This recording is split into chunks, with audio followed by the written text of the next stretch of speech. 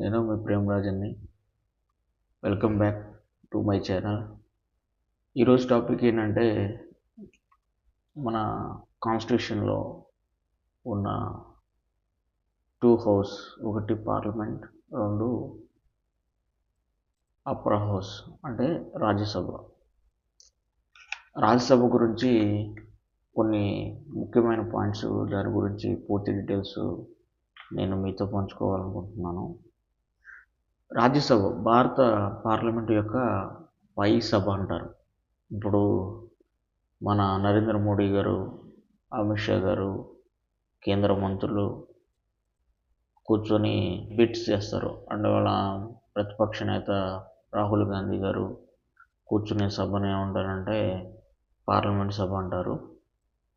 ఈ పార్లమెంట్ పైన ఉండేదాన్ని రాజ్యసభ అంటారు. దీన్ని అప్పర్ హౌస్ అంటారు. భారత రాజ్యాంగంలోని ఆర్టికల్ 79 ప్రకారం పార్లమెంటులో ఇది భాగంగా ఉంటుంది. అయితే ఆర్టికల్ 80 సభ గురించి, నిర్మాణం గురించి కూడా మనకి వివరిస్తుంది. అయితే రాజ్యసభను కౌన్సిల్ ఆఫ్ స్టేట్ అని కూడా అంటారు. ఇది రాష్ట్రాలకు ప్రాతినిధ్యం ఇస్తుంది. 1952లో ఏప్రిల్ 3న మొదటి సమావేశం జరిగింది. ఇది శాశ్వత సభ అంటే పర్మనెంట్ హౌస్. అంటే ఇది ఎప్పుడు మన పార్లమెంట్ లాగా 5 సంవత్సరాలకు ఒకసారి ఎలక్షన్ జరిగిన తర్వాత ఒకసారి బీజేపీ వస్తుంది, ఒకసారి కాంగ్రెస్ వస్తుంది, ఒకసారి అలయన్స్తో కూడుకున్న ప్రభుత్వం కూడా వస్తుంది. అట్లానే పార్లమెంట్లో 5 సంవత్సరాలకు ఒకసారి జరిగినట్టుగా ఈ రాజ్యసభ ఎప్పుడు పర్మనెంట్గానే ఉంటుంది. ఓకేనా. ఒక గవర్నమెంట్ పోయినట్టు మళ్ళీ ఇంకో గవర్నమెంట్ వచ్చినట్టు కాకుండా ఈ రాజ్యసభ ఎప్పుడు కూడా పర్మనెంట్గా ఉండే హౌస్, ఎప్పటికీ రద్దు చేయబడదు. పార్లమెంట్ రద్దు చేసినట్టుగానే ఇది రద్దు చేయదు. ప్రతి 2 సంవత్సరాలకి 1/3 సభ్యులు రిటైర్డ్ అవుతారు రాజ్యసభలోని. ఇలా సభ్యుల పదవీకాలం వచ్చేసి 6 సంవత్సరాలు ఉంటుంది. సభ్యుల సంఖ్య, నిర్మాణం, గరిష్ట సభ్యుల సంఖ్య వచ్చేసి మనకి 250. అందులో 238 మంది రాష్ట్రాల నుంచి లేదా కేంద్ర పాలిత ప్రాంతాల నుంచి వస్తారు. 12 మంది రాష్ట్రపతి నామినేట్ చేస్తారు. మనకి 12 మందిని డైరెక్ట్గా, మనకి ప్రెసిడెంట్ ఉంటాడు కదా, ఆ ప్రెసిడెంట్ డైరెక్ట్గా 12 మందిని రాజ్యసభకి నామినేట్ చేయవచ్చు. ఏంటంటే కళలు, సాహిత్యం, విజ్ఞానం, సామాజిక సేవ ఇలాంటి రంగాల్లో ప్రతిభ గలవారిని మన రాష్ట్రపతి గారు రాజ్యసభకి నామినేట్ చేస్తారు. ఓకేనా. రాష్ట్రాల ప్రాతినిధ్యం జనాభా ఆధారంగా ఉంటుంది.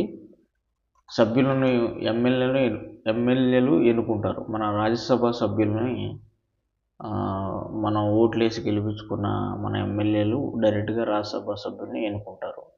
ఎన్నిక విధానం ప్రాతినిధ్య పద్ధతి అంటే సింగిల్ ట్రాన్స్ఫరబుల్ ఓట్ ప్రకారం ఉంటుంది.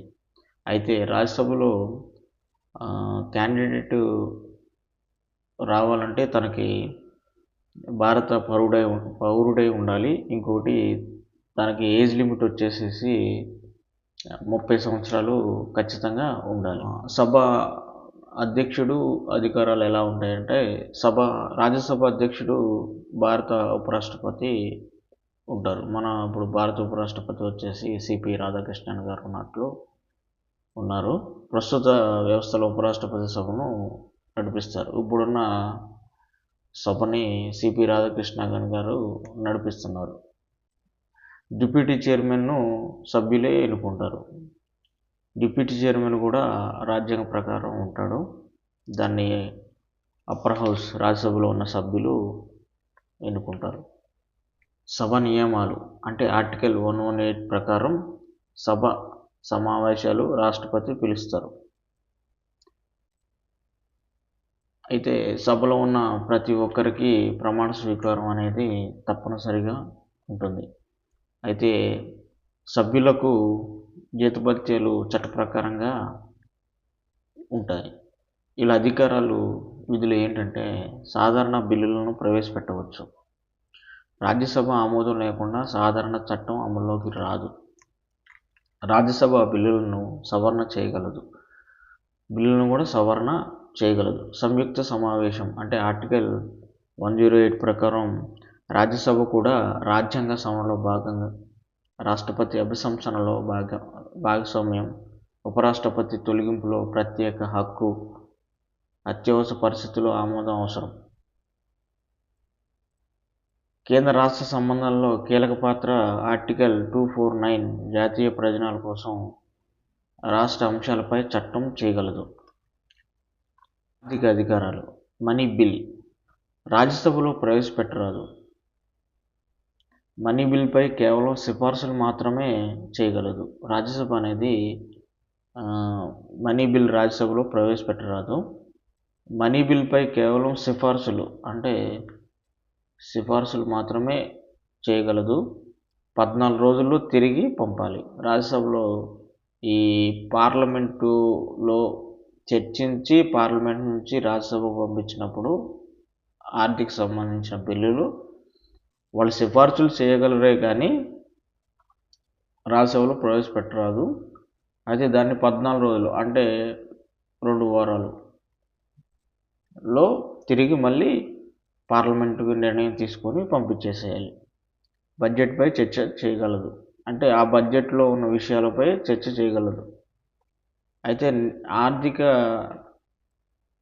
చర్చల్లో నియంత్రణ పరిమితమైనది. వీళ్ళకి ఆర్థిక విషయాల్లో నియంత్రణ అనేది చాలా పరిమితమై ఉంటుంది. ఆర్టికల్ 312 ఆల్ ఇండియా సర్వీసులు సృష్టించగలదు. ఈ రాజ్యసభ అనేది రాష్ట్రాల ప్రయోజనాల పరిరక్షణ, నిపుణుల ప్రాతినిధ్యం. లోక్సభ రద్దయిన రాజ్యసభ కొనసాగుతుంది.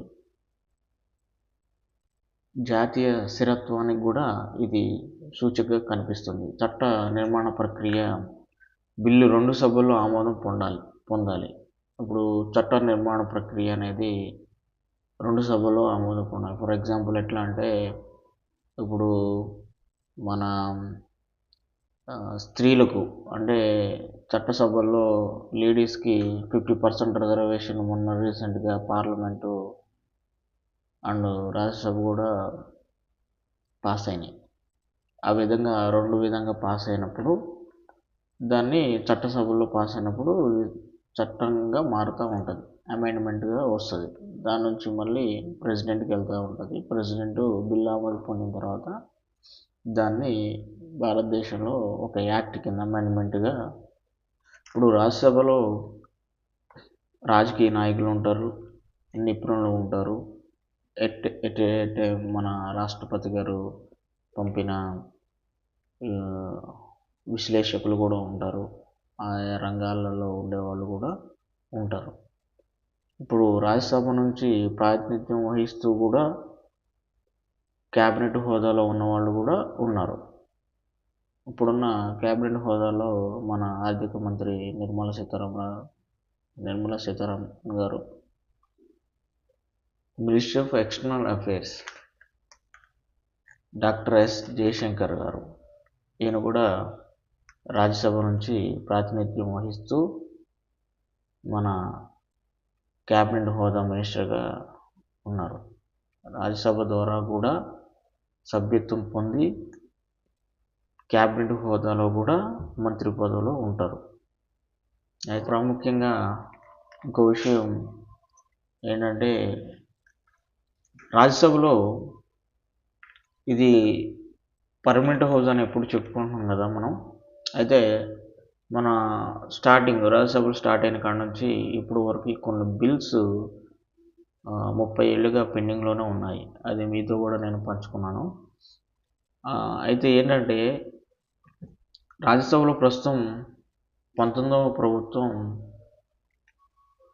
బిల్లులు పెండింగ్లో ఉన్నట్లు తాజా నివేదిక మనకి తెలిసింది. ఇందులో ఒక బిల్లు 1992 నుంచి పెండింగ్లో ఉండటం జరుగుతుంది. ఇది బిల్లు ఏంటంటే జనాభా నియంత్రణ అంటే చిన్న కుటుంబాలు ప్రోత్సహించేందుకు ఉద్దేశించిన బిల్లు కాగా తెలుస్తుంది.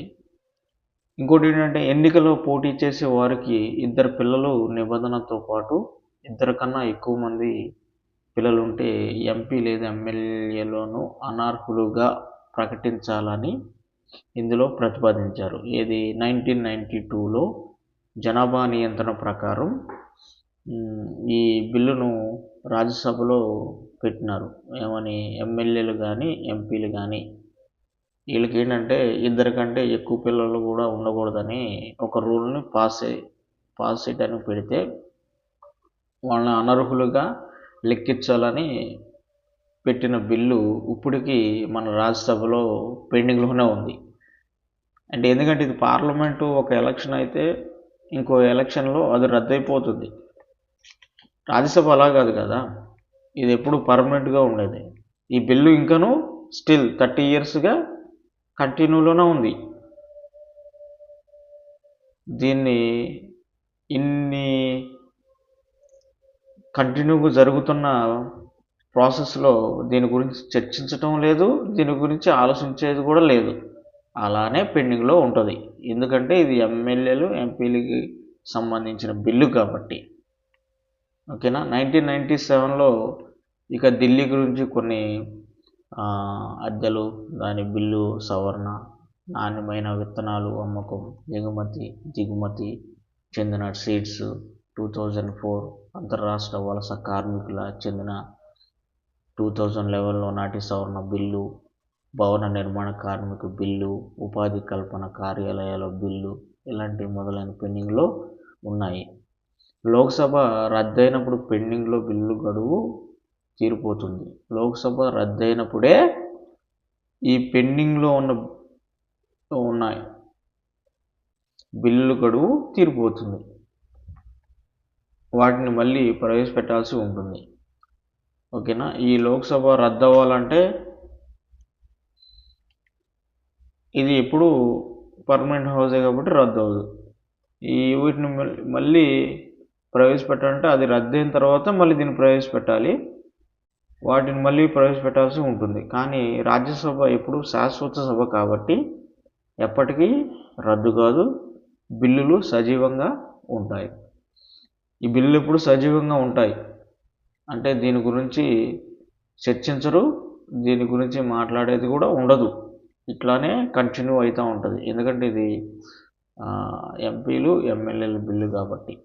ఓకేనా. ఇది రాజ్యసభలో ఇప్పటికీ 30 ఇయర్స్గా పెండింగ్లో ఉన్న బిల్స్. Thank you friends. ఇలాంటి పూర్తి సమాచారం కోసం నా యూట్యూబ్ ఛానల్ సబ్స్క్రైబ్ చేయండి. మీకు నచ్చినట్లయితే లైక్ చేయండి, షేర్ చేయండి, సబ్స్క్రైబ్ చేయండి. మీ ఫ్రెండ్స్కి కానీ మీ ఫ్యామిలీ మెంబర్స్కి ఇలాంటి యూస్ఫుల్ ఇన్ఫర్మేషన్ని షేర్ చేయాలని కోరుతూ థ్యాంక్ యూ ఫర్ వాచింగ్.